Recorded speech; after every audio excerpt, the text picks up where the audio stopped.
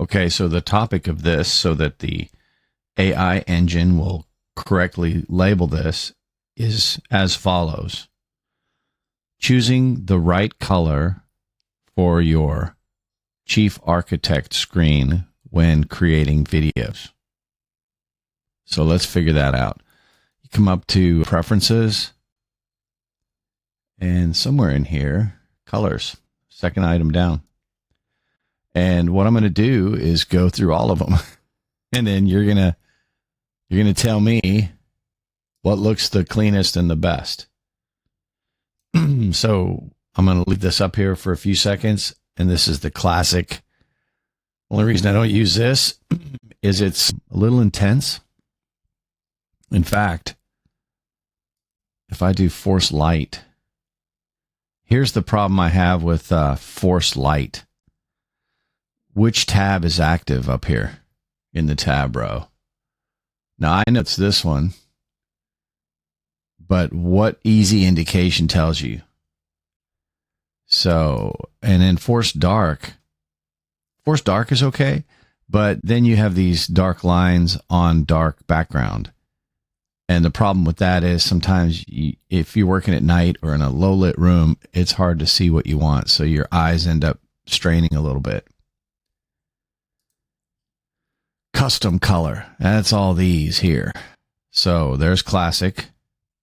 I can't see the rest of the list. Wow. Well, let's just go down the list.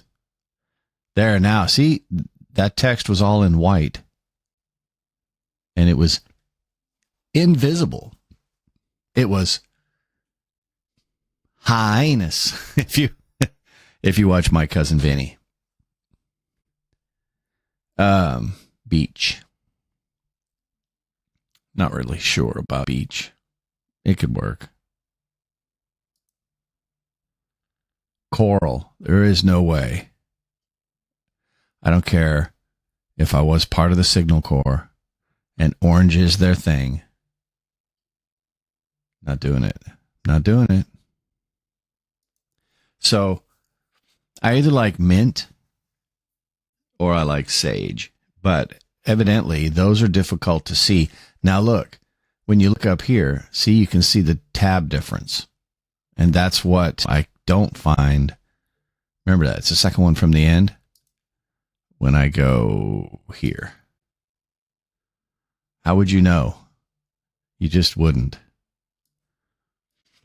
All right. So we were at mint. And then here's the one I usually use is sage. A little darker mint. But evidently it's also difficult to see. Now we're going to go to sand. What's the difference between sand and beach? And my problem is being slightly red-green colorblind doesn't help any. Smoke. Smoke's interesting.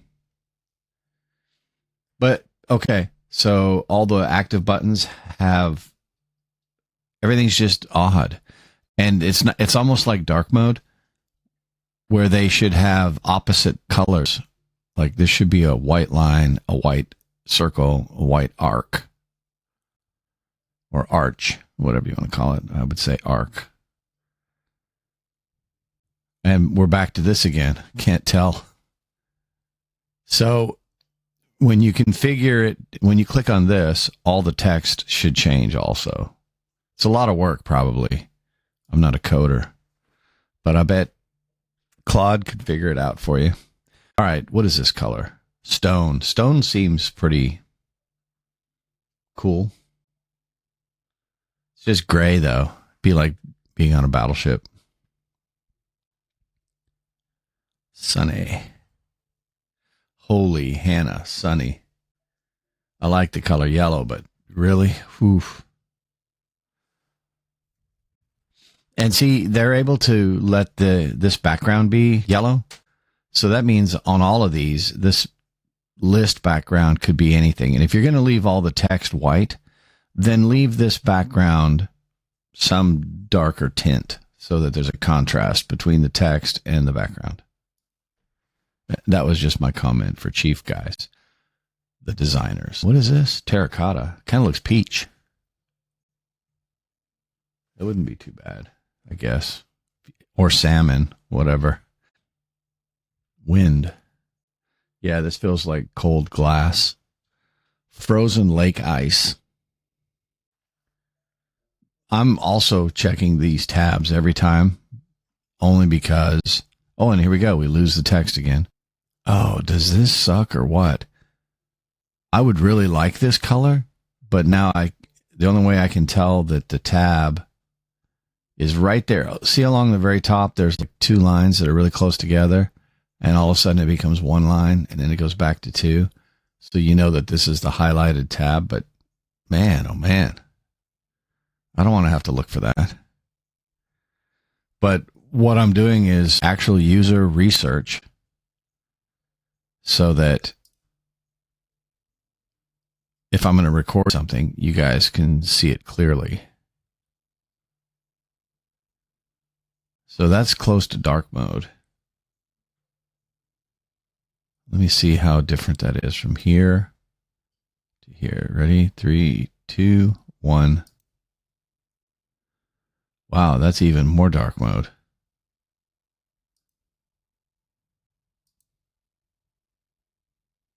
So the lines in between the rows shows up as gray.